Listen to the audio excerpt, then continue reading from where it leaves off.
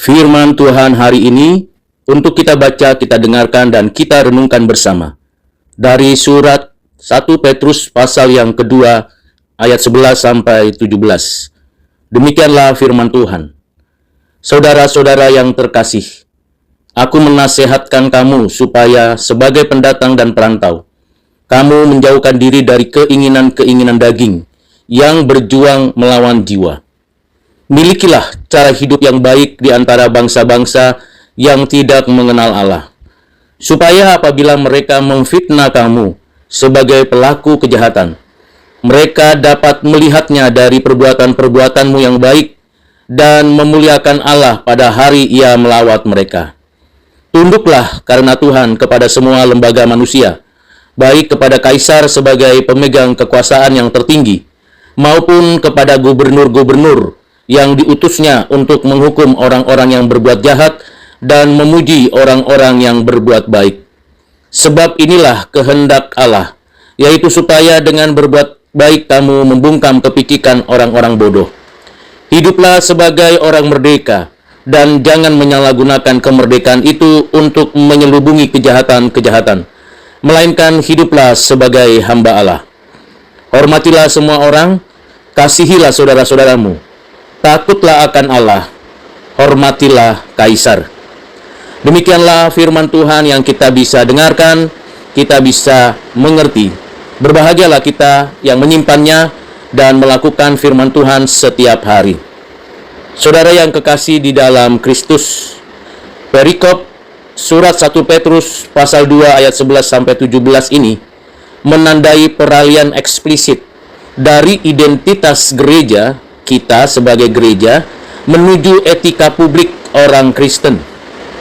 Setelah menegaskan siapakah gereja itu, Rasul Petrus kini menunjukkan bagaimana gereja harus hidup di tengah-tengah dunia. Iman sejati selalu menuntut kesaksian sosial yang nyata, bukan pengasingan diri dari masyarakat. Maksudnya, kita tidak menghindar dari kondisi dan situasi yang ada di dalam dunia, tetapi kita hadir di tengah-tengah dunia yang multi-religion, multikultural, dan berbagai problem lain di dunia ini. Sapaan saudara-saudara yang kekasih menegaskan kepada kita nada pastoral yang hangat, sementara sebutan pendatang dan perantau mengingatkan kita sebagai orang-orang Kristen, sebagai orang-orang yang memiliki identitas eksistensial sebagai umat Allah. Identitas ini bukan alasan untuk kita menarik diri dari dunia, tetapi menjadi dasar untuk kita hidup dengan kesadaran akan kewarganegaraan yang ada di surga. Gereja hidup dalam ketegangan kreatif antara keterlibatan di dunia ini, berpartisipasi aktif, memberikan warna sebagai terang dan garam, dan sekaligus adalah menghadapi keterasingan karena kita adalah warga kerajaan surga. Dalam hal ini, Rasul Petrus mendesak kita sebagai orang Kristen untuk menjauhkan diri dari keinginan daging yang memerangi jiwa. Dosa di sini digambarkan sebagai kekuatan aktif yang berlawanan dengan kehidupan yang baru di dalam Kristus. Perjuangan rohani ini merupakan perjuangan utama bagi orang Kristen yang sering terjadi dalam dirinya, bukan terutama dari tekanan eksternal. Musuh dalam diri itu lebih menakutkan daripada yang berasal dari luar. Istilah keinginan daging tidak merujuk semata pada aspek seksual, kedagingan, tetapi seluruh orientasi hidup yang berpusat pada diri sendiri. Dosa daging itu mencakup ambisi, kesombongan, dan kerakusan yang bertentangan dengan kehendak Allah. Disinilah spiritualitas Kristen menuntut disiplin diri yang berakar pada kasih kepada Allah. Saudara yang kekasih di dalam Kristus, Rasul Petrus kemudian menekankan pentingnya cara hidup yang baik di tengah bangsa-bangsa lain. Terletak di sini pengajaran mengenai etika Kristen yang memiliki dimensi apologetik, pembelaan iman, pertahanan iman, dan misioner memberitakan kabar baik, menyatakan kebenaran kepada banyak orang. Dalam dua dimensi ini, kehidupan etis Kristen adalah bentuk kesaksian yang tidak dapat diabaikan oleh dunia.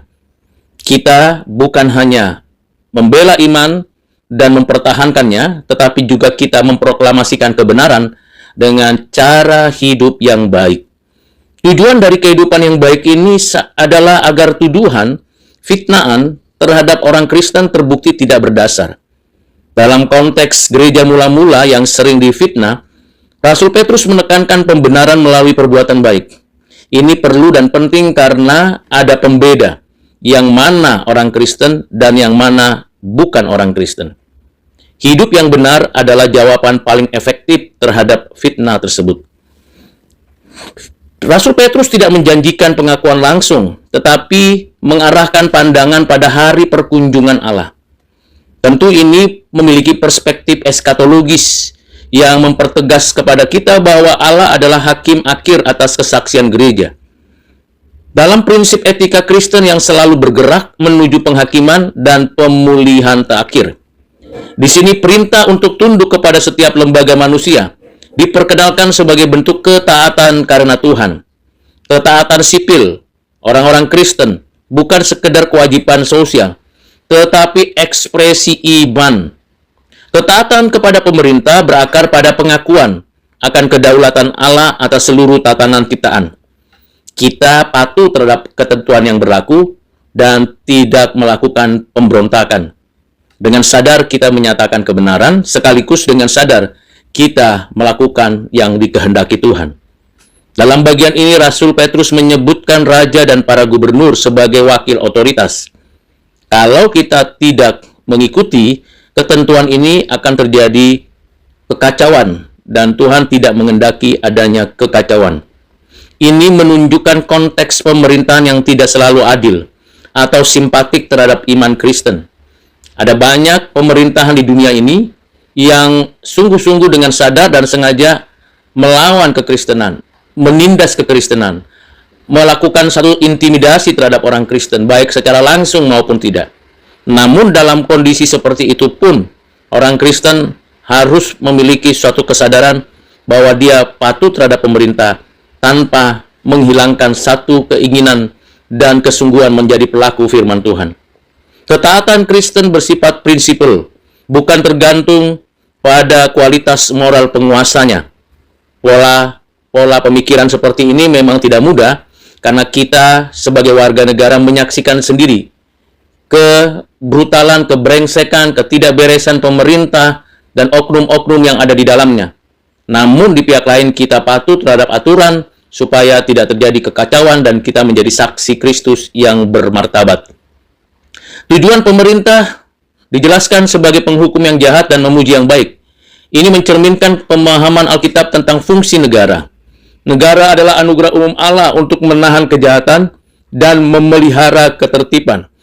Ketaatan orang Kristen dalam hal ini memiliki dimensi apologetik. Dengan berbuat baik, mereka membungkam kebodohan orang-orang bodoh. Perbuatan baik memiliki kuasa membungkam fitnah yang tidak dapat dicapai oleh argumentasi sementara. Namun demikian, saudara, Rasul Petrus segera mempertegasnya bahwa ketaatan ini tidak berarti kehilangan kebebasan Kristen. Orang Kristen hidup sebagai orang merdeka, tetapi tidak menyalahgunakan kebebasan itu. Kebebasan orang Kristen adalah kebebasan untuk taat kepada Allah, bukan kebebasan untuk berdosa. Kebebasan orang Kristen dibingkai oleh identitas sebagai hamba Allah. Tentu ini adalah satu kondisi paradoks.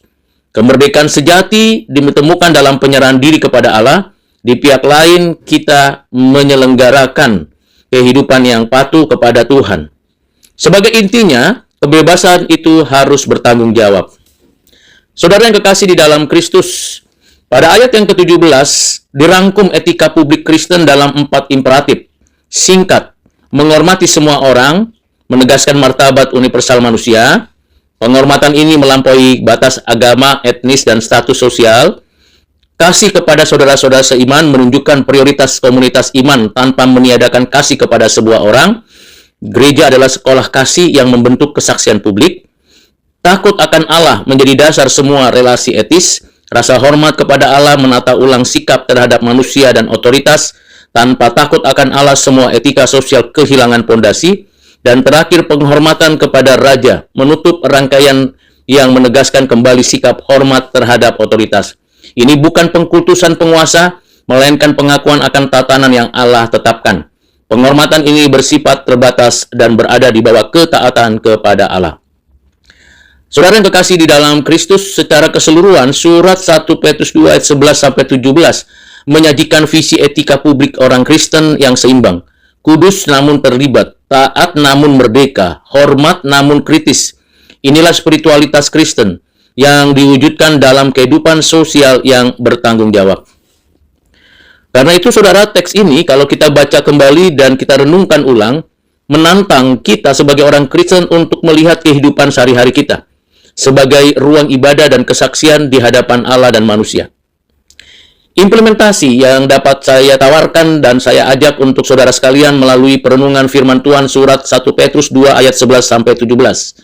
Pertama, dalam konteks kita di negeri ini, sebagai bangsa yang majemuk, panggilan untuk hidup sebagai pendatang dan perantau menolong kita menjaga identitas iman tanpa terjebak pada eksklusivisme atau penarikan diri. Kesaksian Kristen harus diwujudkan melalui kehidupan yang baik, jujur, dan bertanggung jawab di tengah masyarakat. Implementasi yang kedua, ketaatan kepada pemerintah relevan dalam membangun warga gereja yang taat hukum, menolak korupsi, dan menghargai tatanan sosial. Namun kebebasan orang Kristen mengingatkan gereja untuk tetap kritis dan profetis ketika kebijakan publik bertentangan dengan keadilan, kemanusiaan, dan kehendak Allah. Implementasi yang ketiga, akhirnya rangkuman dari etika Rasul Petrus menghormati semua orang, mengasihi saudara seiman, takut akan Allah, dan menghormati penguasa menjadi kerangka praktis bagi gereja, bagi kita orang Kristen dalam merawat persatuan nasional. Dengan hidup seperti ini, gereja dapat menjadi saksi Kristus yang rendah hati, bermartabat, dan relevan di tengah dinamika sosial politik bangsa. Kiranya firman Tuhan yang kita baca dengarkan, ulasan yang singkat, padat, dan jelas, serta implementasi yang sudah dibagikan dapat menjadi saluran berkat. Dan apabila saudara mendapatkan berkat dari perenungan ini, silakan dibagikan kepada yang lain, dan Tuhan Yesus memberkati kita. Amin.